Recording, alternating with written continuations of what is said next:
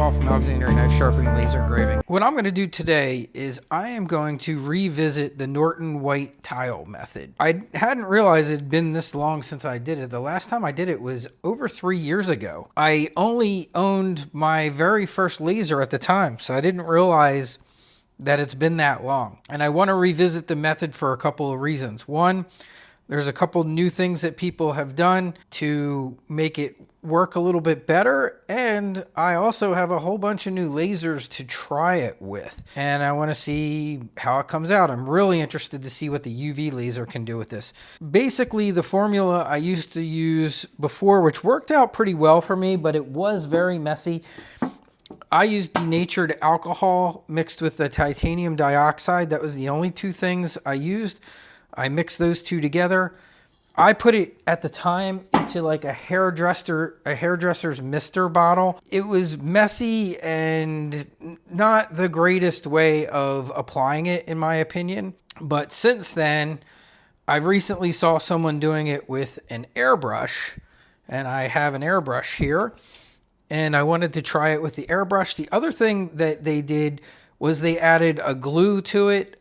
I do have some wood glue. I thought maybe I'll throw this in there to see how that works. I'm going to try a couple different things here, but first I'm going to just try my old method of just straight denatured alcohol. So I have 3 ounces of denatured alcohol in here, 1 ounce of titanium dioxide. I'm going to mix this up, make a couple tiles, test those, and then I might add some glue to that and see if that works better. Apparently, some people say it makes it stick to the tile better. And then usually if it's like a school glue, this happens to be wood glue, but wood glue also washes off pretty easily. So we'll see how that goes. If that doesn't work well, I can pick up some Elmer's or school glue. That's what I'm going to try. So that's what I'm doing right now. I'm going to just simply mix these two things up. I got a lot of hope for the airbrush being a much better technique for putting it on. I will put a mask on, and you can see I'm doing it in front of my vent hood here, but this kind of sucks into here, which is this is 1 micron filtration. This stuff is pretty fine powder, so I'm not even sure if that's quite enough. I'm not super concerned about it, but I will just tell you, you might want to wear a mask when you work with this. Depending on who you talk to, people say it's food safe. Also, anything that's super powdery and fine like this, you may not want to breathe that in. So I think the safest thing is just put on a good mask. I'm going to put on a 3M mask when I spray the tile. That's where I'm at. I'm not so concerned right now on the mixing up part. It is a very, very light white powder, and it does tend to go all over the place. It mixes pretty well. So you'll see with the denatured alcohol here, I don't really have any problem mixing it up. And you're always going to have some that's like, in there. What I always did was just constantly kind of keep shaking it and to keep as much of it in a suspension as possible. But I'm basically just going to keep it in here and then pour this into my airbrush and work from there. Okay, so I got my tile in place. I have my solution mixed up and in my sprayer. Finally getting some action there. So now I'm going to get my mask on just because this is alcohol. All right, here we go. I'm hoping I'll be able to see it. A lot of people will put food dye in here. That can help make it easier to see on your tile. I didn't have any food dye, so I have to go without it. But I think the tile I have is an unglazed tile also. A lot of people do this on glazed tile, but it has a little bit more of a cream color, and the titanium dioxide is very, very white. So I'm hoping that difference between the two will make it pretty obvious when it's colored.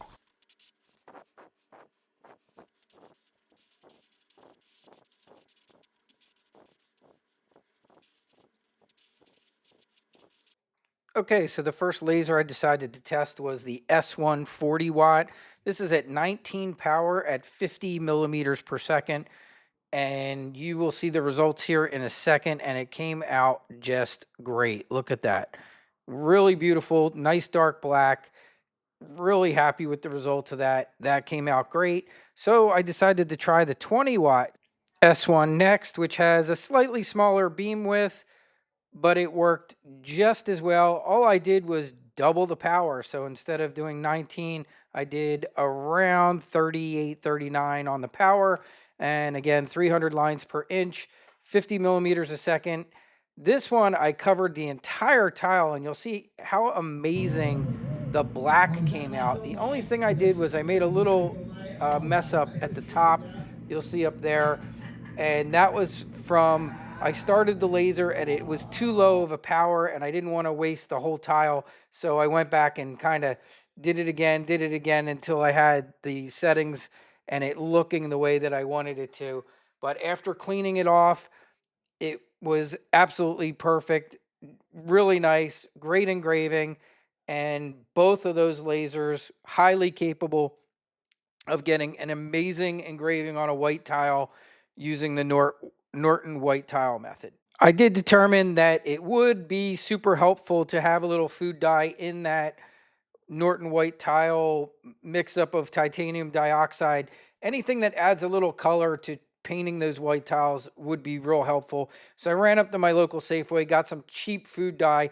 This box wasn't even like $2. I think it was $1.79 for these 4 different color food dyes.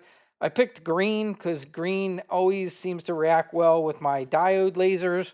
I decided to go with the deep green color, but that does make using the airbrush a lot easier. So here I am painting the tiles after using the food dye, and you can see if you look real close, they do have a slight little green tint to them now, and it really was very helpful in making sure I had a good coating on these tiles.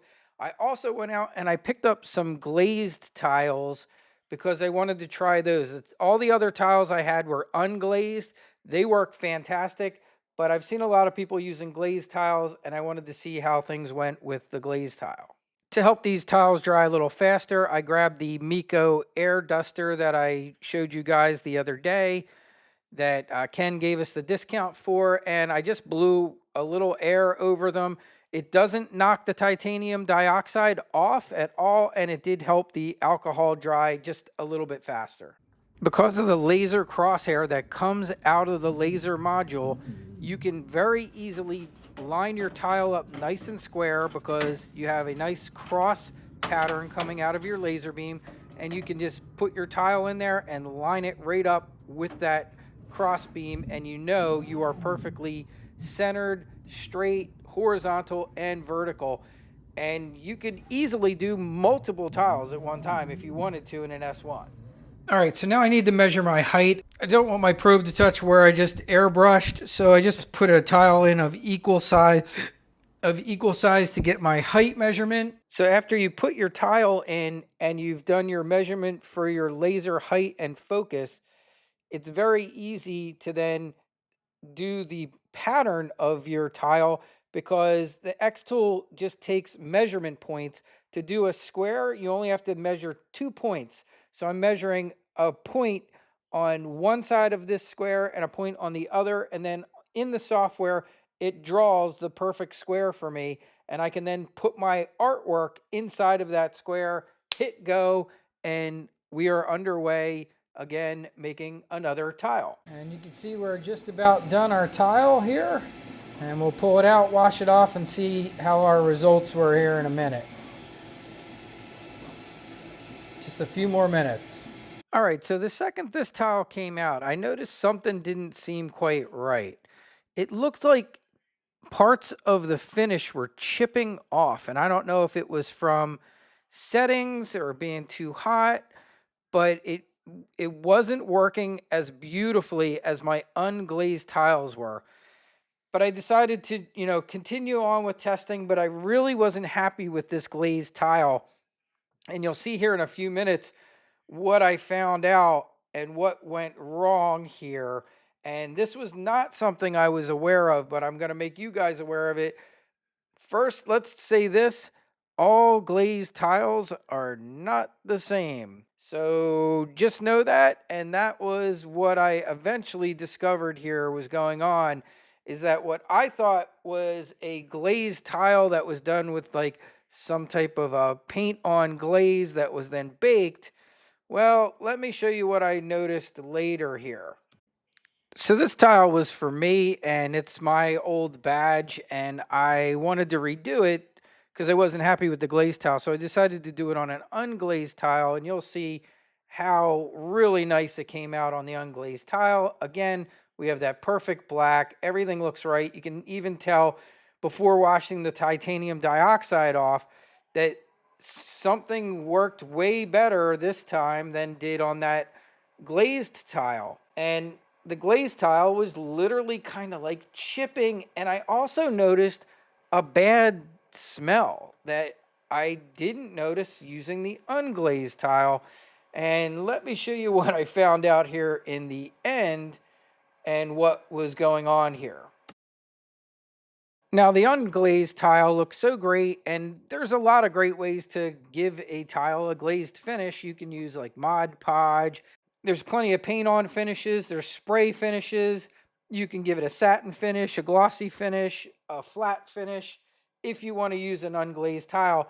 Now, by going over the entire tile with the titanium dioxide, which gave me that black, that finish is so strong, you don't have to do anything to that.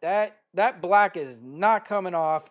And as long as you hit it nice and even, and what I would say do is make your design a little bit wider so that you're going completely over the edge of that tile, you'll get a beautiful black tile.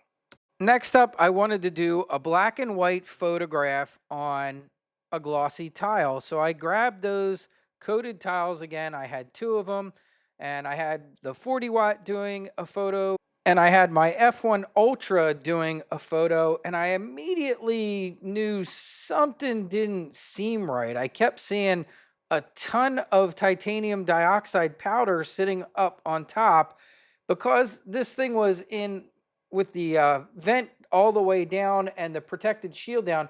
I didn't smell it, but once I opened it, I was like, oh, this smells terrible. What is going on here? And then I also noticed something was wrong with the other one that was being done in the 40 watt. So I stopped both of these.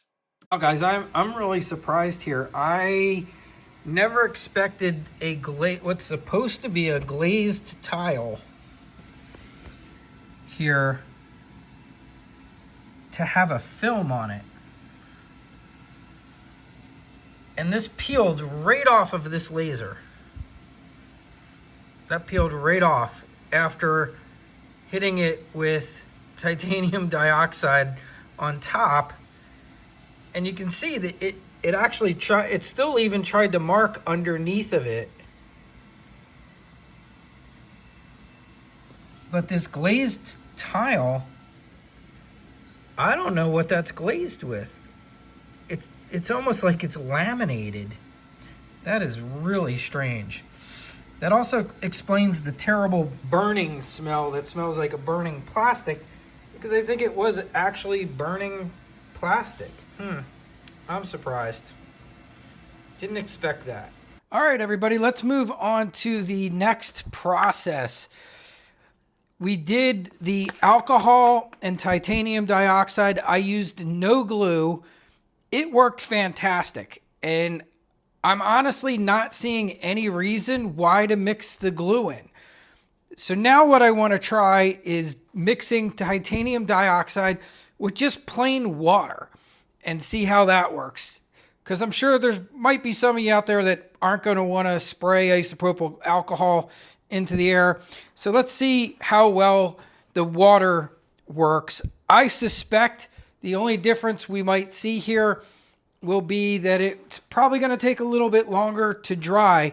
The alcohol dried very quickly, and this was actually the container I had it in before, so we still have some dried titanium dioxide that's flaking off of the walls, and I'm not even going to waste this because I'm going to keep using it. So we'll mix some water in here, and I'm going to add just more titanium dioxide to this.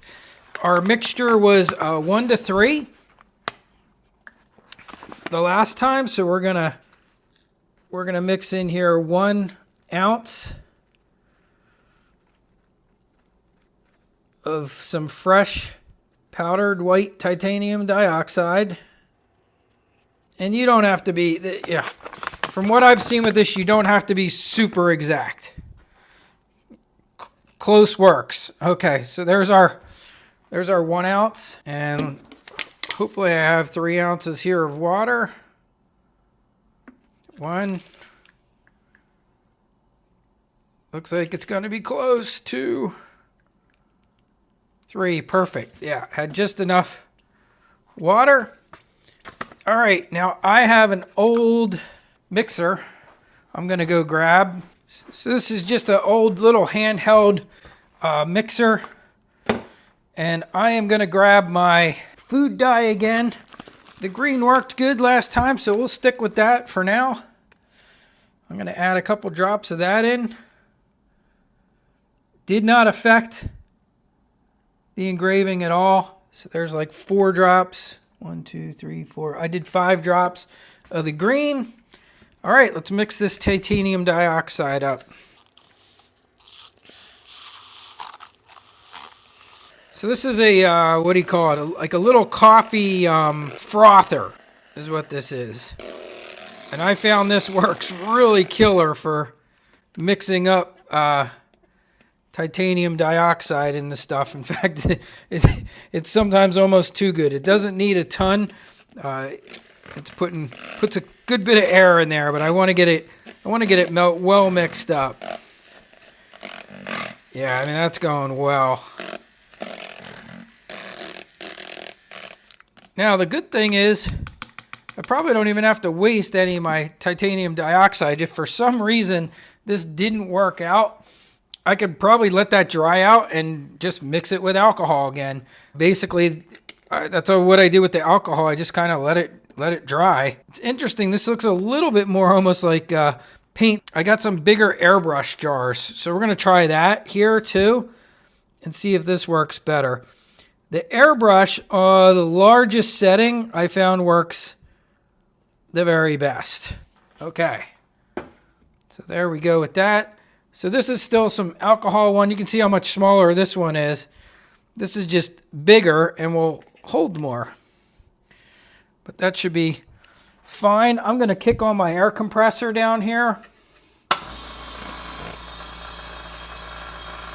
And let that charge up. I'm going to cap this one off. This is the my other one that had the alcohol in it. So what I have here, this is my dust collection system that I use in the knife shop for cleaning stuff off and rust, and if I'm doing woodworking or polishing things, it all gets sucked into this 1 micron bag over here. So I made myself kind of a makeshift spray booth by just taking a house heater filter, and I'm going to put it right in front here, and when I do my airbrushing, any extra or overspray will get sucked into there.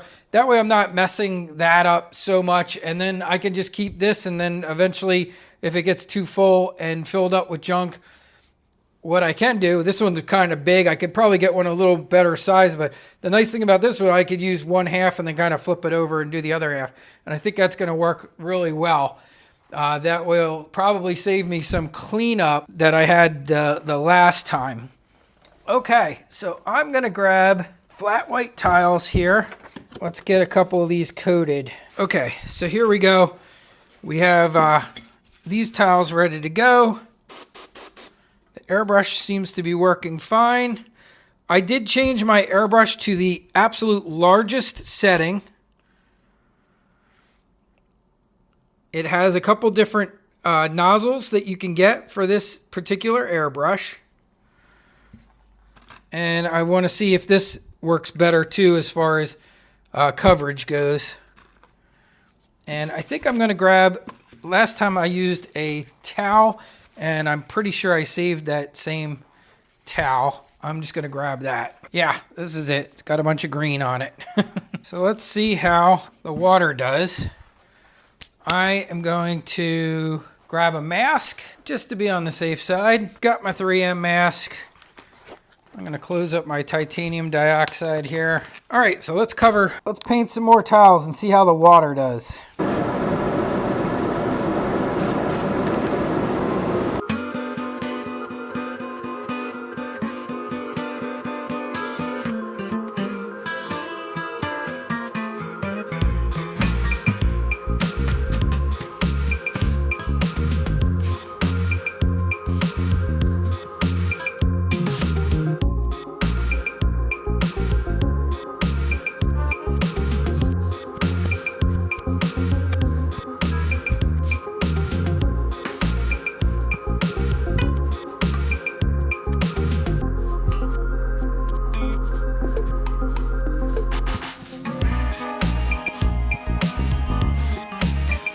Okay, so far that seems to be going great.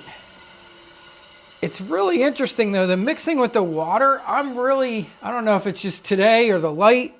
I seem to be having a hard time seeing the green food dye today. It seemed like last time when I mixed it with the alcohol, it showed up better, but it's weird.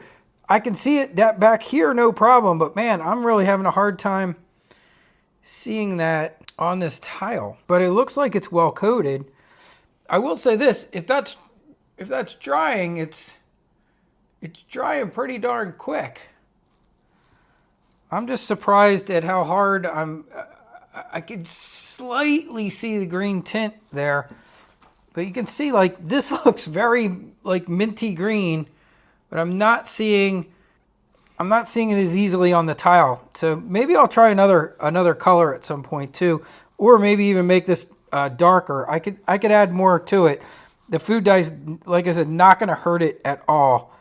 I think just to be on the safe side, I'll do one more coat on these. I just want to make sure they're well coated. I think they're really well coated already, but the hardest part is just seeing when it's on there. And from the looks of the green that's back here,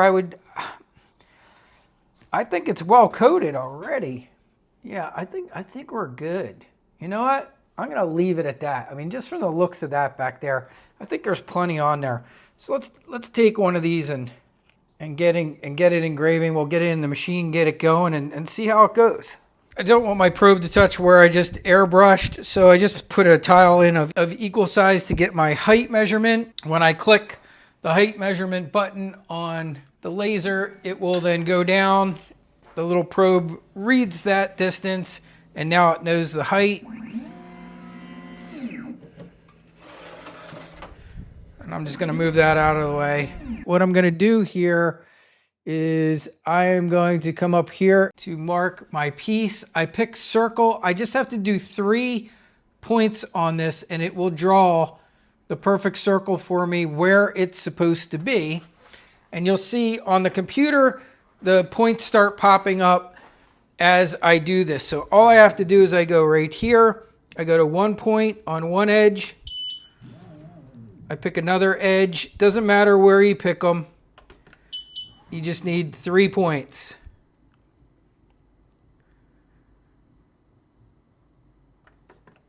And now the laser software made a circle for me back on the computer. So I'm back over to the computer. You can see there's my perfect circle. I'm going to click end marking and done. And there is my tile. Okay. Now I can move my artwork right into the middle there and kind of stretch it out and get this. My artwork, as you can see, is not a perfect circle, so I have to be careful there if I want to fit this all in. I got these little parts here that go out. I could probably redesign this artwork a little bit to make this fit a little bit better inside. What I could just do is use a perfect circle. I could recreate my logo here in a perfect size circle. All right, yeah, so that's gonna look a little off, but I wanted to test this anyway, so this is what we're gonna use. So we'll just slap this in here. Ooh, 1 hour and 6 minutes. So that's a pretty long time, but this should look pretty cool when it's done. All right, yeah, all right, we're gonna give this a shot because we got a whole nother laser we can work on to do another test. So I'm gonna go over here. I'm gonna close this. I can click start on the computer. It's sending the file over. And once that beeps over there, I can hit this button and it will start our engraving. And there we go.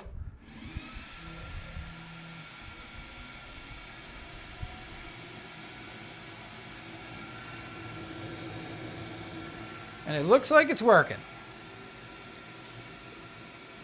So this will be interesting. I haven't done a Jarvis mode image yet on a tile, but we'll see how that comes out. I've pretty much been doing SVG images They come out fantastic. There's no reason why we couldn't do a Jarvis mode either. The difference there is Jarvis is kind of like newspaper printing.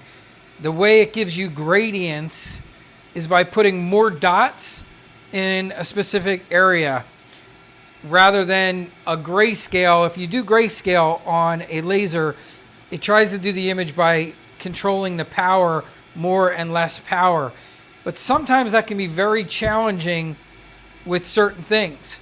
And this should be a perfect example of where a Stucky or Jarvis mode, which are both the similar one where it uses dot density to give you a image that looks grayscale, should work. So we'll see what happens here. It'll be interesting to see if we get what we were looking for.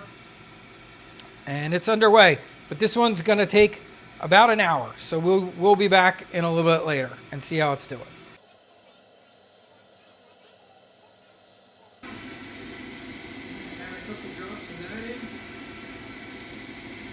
Ready, we just finished. Let's see how it came out. Oh, it looks great. Look at that. Very cool. Okay, we still need to wash it off because there is titanium dioxide on here. We'll go give it a rinse off and I'll let you guys see what it looks like. All right, so it's all cleaned off. It took like 2 seconds to rinse off in the sink.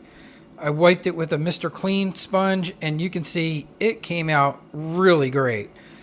And this is a permanent mark, okay? So black mark titanium dioxide that you get from this, it is permanent and it will not come off. That is a very strong mark. I am going to try a couple different methods to kind of give it a coating though.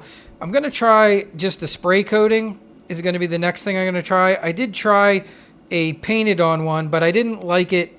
I could see the line marks. I'll actually show you that. Let me show you the one I did with that. It might work well if you maybe used a light sand paper. It was this one. So here's that badge I did before. Not the one that had the problems, not the glazed tile. This was the unglazed tile. But then I kind of painted it with, I think it was it Mod Podge? Or no, it wasn't Mod Podge. It was Folk Art. And it did give it a glossy finish, but I'm seeing my paint lines in there. Now, maybe I need to do a couple more coats and sand, but I don't want to go through all that. So, honestly, I will probably look to something that I can spray on or something that I could use with the airbrush because I just don't feel like painting it by hand and then having to sand the little coats down to get that thin or get a perfect finish on there. I think what I'm going to try first is just this right here, which is a Rust-Oleum clear matte finish. It's great stuff. It really leaves a nice finish. And I've used this on tiles before. People also use this on slate sometimes if they want their slate to be sealed. I actually like to leave my slate natural. Okay, and final one I'm going to do here, I'm going to try and see if we can do an all black tile in inverted with Jarvis image on the xTool F1. We'll see how this comes out. This one's kind of a toss-up. I'm not really sure. I'm taking kind of a best calculation on the settings here. My settings are, for this Jarvis mode image, dot duration of 300, a power of 45, DPI of 301, and I have one pass. If it seems like it's too light, I'll probably stop it and increase everything here. Our processing time is 15 minutes, so a lot faster than everything else in the past. So let's see what happens. So closing the lid, hitting start, turning on my fume extractor to high. That's all good. Everything's good there. We are ready All right, let's see what happens. So I went over the edge here. So the reason nothing's happening at the moment is I want the entire edge of this tile black. I purposely made it a little bit larger. We're on a cut plate and it just hasn't reached the tile yet. Okay, so we're just now hitting the tile. And it looks like, are we getting black there? It does. It looks like we're getting a black.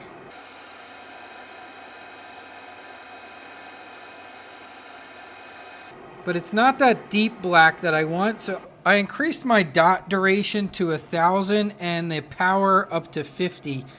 I typically like to see that titanium dioxide turning a very deep black. And that's more of a gray. And I don't want to see gray. I want to see that looking kind of black. So we'll just slow it up here. Let it do another pass. And this time it said about 30 minutes. And that sounds more correct to me on time. We should be just about hitting the tile here in a second. It's still running on the cut plate.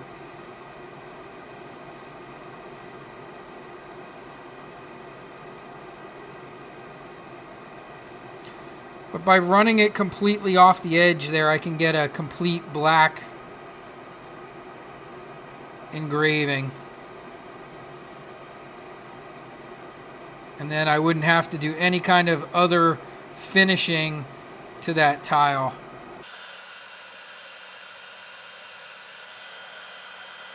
And that does look a lot darker black. We're just going to let that run and see how that does. It's going to take about a half hour, so we'll be back a little bit later.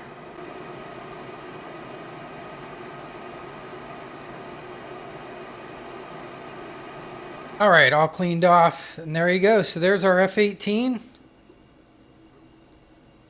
and all black. Pretty cool. Okay, so a couple last minute tips for you if you decide to do this. One, I would say it would be a good idea to either A, keep a bottle for your airbrush filled with water. When you stop for any significant period of time, the titanium dioxide seems to want to clog almost every airbrush. So I would say do all of your tiles at once. Don't like do a couple, come back, do a couple, come back.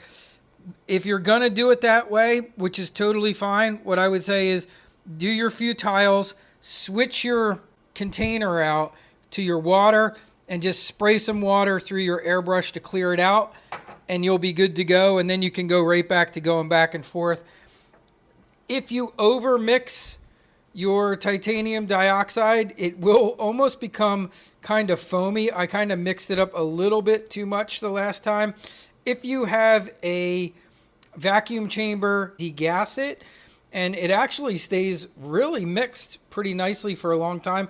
And other than that, I would say this is a really fun method for marking tiles, for doing really nice black marks on white tiles.